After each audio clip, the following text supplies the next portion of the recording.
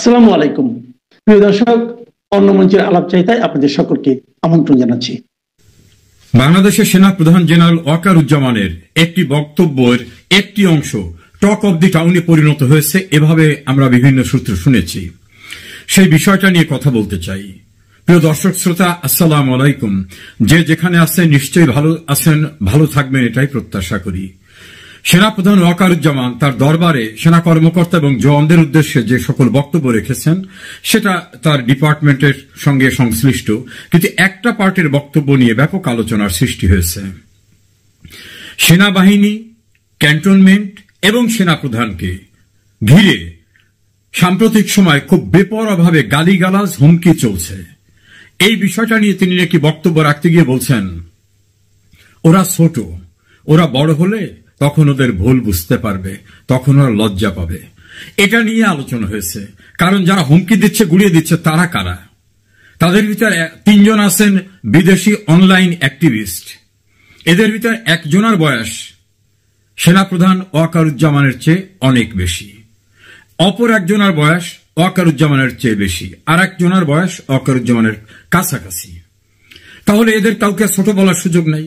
যারা বলেন পেট মোটা জেনারেল, লেফট রাইট করতে পারে না, স্বৈরাচারে নিয়োজিত ব্যক্তি, রয়ের এজেন্ট, নানাভাবে গালিগালাজ করে, আরো কিছু অশ্লীল অশ্রাব্য ভাষা ব্যবহার করে, যেটা উচ্চারণ করা শোভন হবে না, এ কারণে আমি করছি না।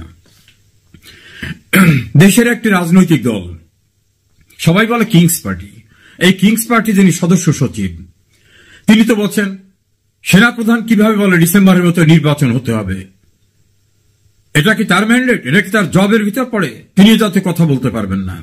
তিনি তার আর একটি বক্তব্যের শেষ প্রান্তে এসে বলছেন, ডিজিএফআই এর হেডকোয়ার্টার গুড়িয়ে দেব। ইতোপূর্বে আর একজন ওই পার্টির নেতা, তিনি বলছেন যে সেনাপ্রধান তার ভাষায় স্বৈরাচারী আওয়ামী লীগকে পুনর্বাসন করতে চায়, আমাদেরকে সেই প্রস্তাব দিয়েছিল ডেকে নিয়ে। পরবর্তীতে সেনাবাহিনীর পক্ষ থেকে এটার প্রোটেস্ট করা হয়েছে। কিন্তু একজন সেনাবাহিনীর সিটিং জেনারেল প্রধানকে যখন বলা হয় যে তিনি এই বলেছেন আমাদেরকে, এটা যদি সত্য হয় একটা বিষয়, সত্য না হলে সেনাপ্রধানের বিরুদ্ধে এই মিথ্যাচার, এটা কি বড় ধরনের একটি অপরাধ নয়? আর একটি আছে ইনকিলাব মঞ্চ নামক একটি মঞ্চ। সেই মঞ্চের মুখপত্র মিস্টার হাদি, তিনি তার বক্তব্যের এক প্রান্তে গিয়ে বলছেন, ক্যান্টনমেন্টের একটা ইট থাকবে না, প্রতিটি ইট খুলে নিয়ে আসব। এই আন্দোলন, জুলাই আগস্টের কথিত আন্দোলনের নেতারা আরো অনেক খুবই আরো আপত্তিকর কথা বলেছেন। তাদের যারা অভিভাবক, তাত্ত্বিক তত্ত্ব দেয়, তারাও খুব খারাপ খারাপ কথা বলেছেন। আগে করতেন সেনাপ্রধানের আক্রমণ, এখন ক্যান্টনমেন্ট, ডিজিএফআই সহ।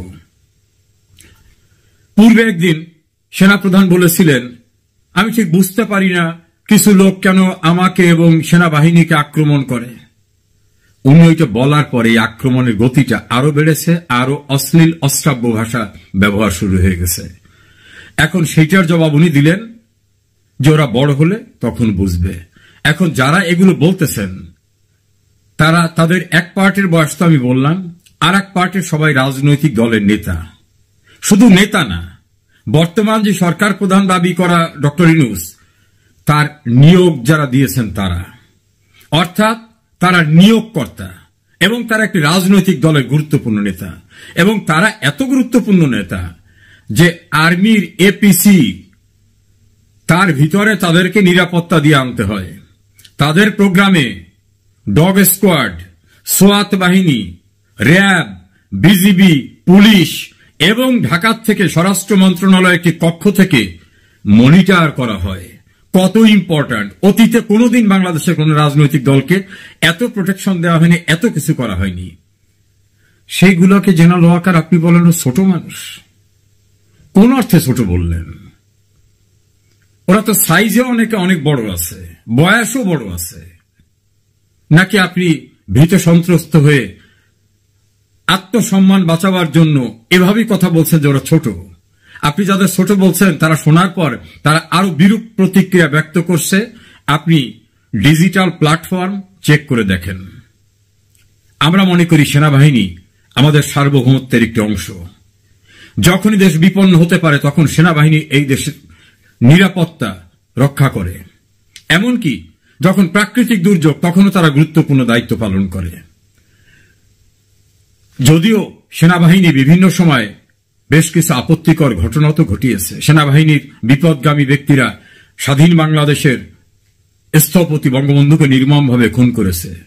সেনাবাহিনীর বিপদগামী ব্যক্তিদের হাতে আর এক সাবেক সেনাপ্রধান জেনারেল জিয়াউর রহমান খুন হয়েছে, খালেদ মোশাররফ খুন হয়েছে, জেনারেল মঞ্জুর খুন হয়েছে। এটা কিন্তু সিভিলিয়ান কেউ যে খুন করেনি।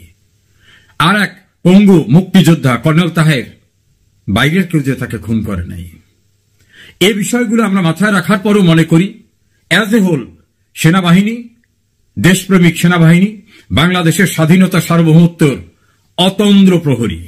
সেই সেনাবাহিনীকে যে কেউ হুমকি দিলে থাকবে এটা? আপনি তো দায়িত্ব নিয়ে বলছিলেন আমি দায়িত্ব নিলাম, আমার উপর ভরসা রাখেন।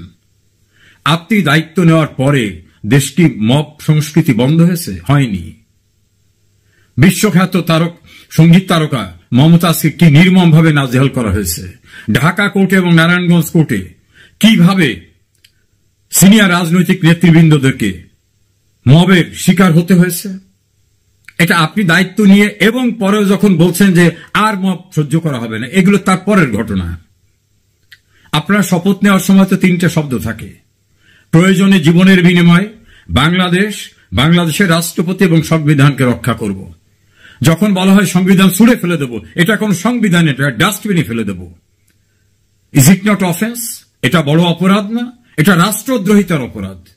যখন বলা হয় রাষ্ট্রপতির নামের সঙ্গে একটা পশুর নাম যুক্ত করে বলা হয় তার বাচ্চা, রাষ্ট্রপতিকে উচ্ছেদ করব, এটা অপরাধ না? এটা ইন্টিমিডেশন, এটা অপরাধ না? রাষ্ট্রপতি রাষ্ট্রের প্রতীক। আপনার দায়িত্ব, আপনার সেনাবাহিনীর দায়িত্ব তার নিরাপত্তা নিশ্চিত করা, তার সম্মান নিশ্চিত করা, তার প্রোটেকশন নিশ্চিত করা। কই তাদের বিরুদ্ধে তো কোনো আইনগত ব্যবস্থা হয়নি। এর প্রত্যেকটা কথা যে ক্যান্টনমেন্ট উড়িয়ে দেবো, ডিজিএফআই উড়িয়ে দেবো, আপনার বিরুদ্ধে যে কথাগুলো বলা হয়, গোটা ক্যান্টনমেন্টের বিরুদ্ধে যেটা বলা হয়, রাষ্ট্রপতির বিরুদ্ধে বলা হয়, এর প্রত্যেকটি ঘটনা আইনের দৃষ্টিতে রাষ্ট্রদ্রোহিতার অপরাধ। আপনি অপরাধগুলো দেখেন না? আপনি সেনাবাহিনীকে রাস্তায় নামিয়ে রাখছেন, দেশ ও জনগণের অতন্দ্র প্রহরী। এই অতন্দ্র প্রহরীরা দাঁড়িয়ে আছে বাঙালি জাতির তীর্থস্থান বঙ্গবন্ধুর ভবন, যেখান থেকে গোটা জাতির সমস্ত অর্জনের পরিকল্পনা হয়েছে, বাস্তবায়ন হয়েছে, সেটা গুড়িয়ে দেওয়া হচ্ছে। আপনার লোকরা সেখানে দাঁড়িয়ে রয়েছে। ঢাকায় মবের অত্যাচারে কোন জায়গায় কেউ থাকতে পারছে না। ব্যবসায়ী থেকে শুরু করে শান্তিপ্রিয় মানুষ, ভিন্ন রাজনৈতিক দর্শনের মানুষ, সচিবালয় লোক, বিচারপতি, সবখানে মবের অত্যাচার। আপনার সেনাবাহিনী আছে, তাদের কাছে কমপ্লেন করলে তারা নাকি বলে আমাদের কোনো অ্যাকশনে যাওয়ার এখতিয়ার নাই, আমরা এমনি আছি, আমরা যদি কোনো এইড লাগে এইড দেব। আপনি তো দায়িত্ব নিয়েছিলেন। আচ্ছা, ম্যাজিস্ট্রেসি পাওয়ারটা নিয়ে কি করছেন? বাংলাদেশের যত জায়গায় মব হলো আপনি দায়িত্ব নেওয়ার পর, ম্যাজিস্ট্রেসি পাওয়ার নেওয়ার পরে, এই মবের একটা ঘটনায় তো কোনো অ্যাকশনে দেখলাম না। একটা অ্যাকশন দেখছি, সেনাবাহিনীর সাবেক প্রধান জেনারেল হোসেন মোহাম্মদ এরশাদের ভাই জাতীয় পার্টির জিএম কাদেরের বাড়িতে ঝামেলা হলে সেখানে সেনাবাহিনী গিয়েছিলেন এবং মবের সঙ্গে জড়িতদের ডেকে এনে তাদের ভুল ভেঙে দিয়েছেন। কিন্তু জেনারেল না হলেও যিনি জেনারেল পয়দা করেছেন, যার কারণে জেনারেল হতে পেরেছেন অনেকে, সেই বঙ্গবন্ধুর বাড়ি গুড়িয়ে দেওয়ার সময় কোথায় ছিলেন আপনারা? কি দায়িত্ব পালন করেছেন? সারা দেশে বঙ্গবন্ধুর মুরাল, বীরশ্রেষ্ঠদের মুরাল, মুক্তিযুদ্ধের বিভিন্ন স্মারক যখন গুড়িয়ে দেওয়া হয়, এটা দেশের স্বাধীনতা সার্বভৌমত্বের সংস্কৃতির অংশ। কোথায় আপনাদের ভূমিকা? বিভিন্ন ক্যান্টনমেন্টে তো বীরশ্রেষ্ঠদের, বঙ্গবন্ধুর মুরাল ছিল, সেগুলিকে আছে? যদি না থাকে, আমার প্রশ্ন, সেগুলি কারা ভাঙলো? ক্যান্টনমেন্টের ভিতর তো বাইরের কোনো লোক যে ভাঙার কথা না। আর যদি বাইরের কেউ ভাঙতে যায়, নিশ্চয়ই ক্যান্টনমেন্টের নিরাপত্তার দায়িত্বে তো আপনারা আছেন। সেগুলি কি হলো? অনেকে বলে সেনাবাহিনীকে রাস্তায় দীর্ঘদিন নামিয়ে রাখার ফলে তাদের প্রতি যে অসম্মানজনক আচরণ করা হচ্ছে। ঢাকা কলেজ, সিটি কলেজের ঘটনা, কাজী নজরুল এবং জগন্নাথ আর একটি কলেজের মোল্লা কলেজের ঘটনায় সেনাবাহিনীর ইউনিফর্ম ধরে টানতেছে, তাদের স্লোগান দিচ্ছে ভুয়া ভুয়া। কিভাবে তারা অপমানিত হচ্ছে এবং তারা নির্বাক দাঁড়িয়ে আছে, মনে হয় যেন স্ট্যাচু। আগে একজন সেনাবাহিনীর জওয়ানের কনস্টেবল দেখলে মানুষ তাকে শ্রদ্ধা করত, ভয় পেত। সামরিক বাহিনীর নেপথ্যে থাকা সরকার, অনিল সরকারের সময় আমরা দেখিনি। আর এই সময় কি দেখছি? সেনাবাহিনীর সদস্য কর্মকর্তা তো দূরের কথা, ক্যান্টনমেন্ট এবং আপনাকেও পাত্তা দিচ্ছে না। আপনি কিসের নিরাপত্তা দায়িত্ব নিয়েছেন? আপনারা তো শপথ নিয়েছিলেন, আপনি তো ওয়াদা করেছিলেন দায়িত্ব আমি নিলাম, আমার উপর ভরসা রাখেন। আপনার উপর ভরসা রাখার পরে বীর মুক্তিযোদ্ধা নুরুল হুদার গলায় জুতার মালা।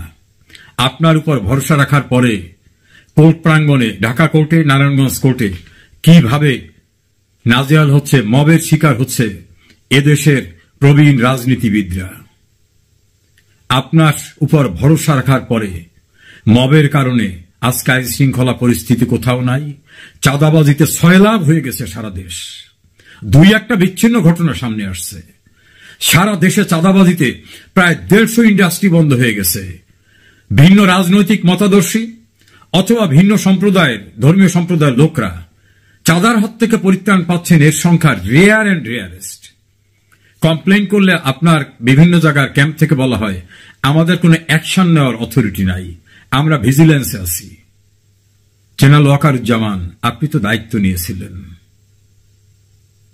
কি দায়িত্ব পালন করছেন আপনি?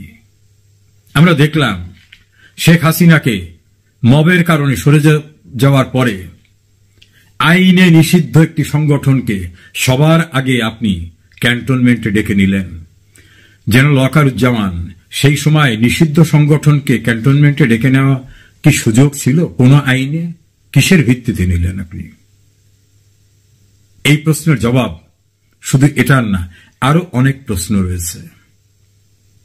আপনি তো দায়িত্ব নিয়েছিলেন যে ঢাকার নিরাপত্তা, গণভবনের নিরাপত্তা, প্রধানমন্ত্রীর নিরাপত্তা, সব দায়িত্ব আপনি নিয়েছিলেন, যেটা স্বরাষ্ট্রমন্ত্রী আসাদুজ্জামান কামালের ইন্টারভিউতে শুনলাম। সে কারণেই আওয়ামী লীগ তার রাজনৈতিক শক্তিকে সম্পূর্ণরূপে বিরত রেখেছিল। আপনি দায়িত্ব নেওয়ার পরে সকালবেলায় আপনার ফোর্সরা সমস্ত গেট খুলে দিল এবং বিভিন্ন মবের ঢাকায় প্রবেশ নির্বিঘ্ন হয়ে গেল। গণভবন, সংসদ ভবন, বাংলাদেশ টেলিভিশন, এর প্রতিটি রাষ্ট্রীয় সম্পদ। সরকার পরিবর্তিত হবে, নতুন সরকার আসবে, নতুন প্রধানমন্ত্রী আসবে, নতুন রাষ্ট্রপতি আসবে। যেভাবে এই প্রতিষ্ঠানগুলোকে ধ্বংস করে উল্লাস প্রকাশ করা হয়েছিল, সেনাবাহিনী কি ব্যর্থ হয়েছিল? সেনাবাহিনী কি এটা রক্ষা করতে পারত না? এ প্রশ্ন অনেকেরই, এবং সে প্রশ্নের অনেক যৌক্তিক দিক রয়েছে। একজন রিটায়ার্ড জেনারেল তিনি তো বলছেন তাকে যিনি নিয়োগ দিয়েছিলেন তিনি তার সঙ্গেই কথা রাখেননি। কাজী দেশবাসীকে উনি গণহারে কি বক্তৃতা দিয়েছেন সেটা ওনার রাখতে হবে এমন কথা নয়। তবে জেনারেল ওয়াকারুজ্জামান, আপনার প্রতি শ্রদ্ধা রেখে আমি বলবো, আপনি আজকে যাদের প্রশ্রয় দিচ্ছেন, আশ্রয় দিচ্ছেন, যাদের মাথায় উঠে যাওয়ার পরেও আপনি তাদের বন্ধ করছেন না, এ ক্ষতিটা আপনার না। সেনাপ্রধান একটি গুরুত্বপূর্ণ পদ, ক্যান্টনমেন্ট একটি গুরুত্বপূর্ণ জায়গা, সেনাবাহিনী এই রাষ্ট্রের সার্বভৌমত্বের একটি গুরুত্বপূর্ণ অংশ, রাষ্ট্রপতি রাষ্ট্রের প্রতীক। এই জায়গাটা ধ্বংস হয়ে গেলে আর অবশিষ্ট কিছু থাকে না। আপনি চিরদিন জেনারেল, এই সেনাপ্রধান থাকবেন না, কিন্তু প্রতিষ্ঠানটা যদি সাংঘাতিকভাবে নিচে নেমে যায়, অপমানিত হয়, সেখান থেকে ফিরিয়ে আনা কিন্তু অনেক কঠিন। কেউ কেউ তো বলছেন যে আপনার যাদের প্রতি বিশেষ দরদ আছে, যাদের নাম আপনি 2-3 বার উচ্চারণ করেন, যারা নিষিদ্ধ থাকা সত্ত্বেও আপনি তাদেরকেই গুরুত্ব দিয়ে ডেকে নেন, তাদের না আসা পর্যন্ত আপনি আপনার বক্তব্য রাখেন না, অ্যাড্রেসও করেন না। এখন যদি তাদের স্বনামী এবং বেনামী ব্যক্তিরা গালিগালাজ করে, এটা সহ্য করা ছাড়া আপনার উপায় নাই, এমন কিন্তু কথাও আছে। তবে আপনি বুড়ো বুড়ো মানুষদেরকে শিশু বললেন না। আপনার নিয়োগকর্তা রাষ্ট্র, সেই রাষ্ট্রের সরকারের নিয়োগকর্তা ওরা ডক্টর ইউনূসকে নিয়োগ দিয়েছে, আর তাদেরকে আপনি বলেন ছোট ছোট মানুষ। এভাবে তাদেরকে হেয় করবেন না। আপনি বলতে পারেন যা বলো বলো, নিজেরটা সহ্য করেন, কিন্তু সেনাবাহিনী, ক্যান্টনমেন্ট, ডিজিএফআই, রাষ্ট্রপতি, রাষ্ট্রপতি ভবন, সংসদ ভবন, গণভবন, এগুলো রাষ্ট্রীয় সম্পত্তি। এই রাষ্ট্রীয় সম্পত্তির রক্ষণাবেক্ষণের দায়িত্ব আপনি নিয়েছিলেন। বিবেকের কাছে প্রশ্ন করুন কি করেছেন। আপনার এই জাতীয় সহনীয়তা তাদেরকে আরো উদ্বুদ্ধ করছে। তাহলে আপনি এখন যদি তাদের শিশু বলেন, আগামীতে তারা বড় হওয়ার পরে এর চেয়ে বড় বড় ঘটনা ঘটাবে। সে সময় বলবে আমরা শিশু থাকা অবস্থায় তো এটা করেছি, আমরা বড় হয়েছি, এখন তো আরো বড় কিছু করতে পারবো।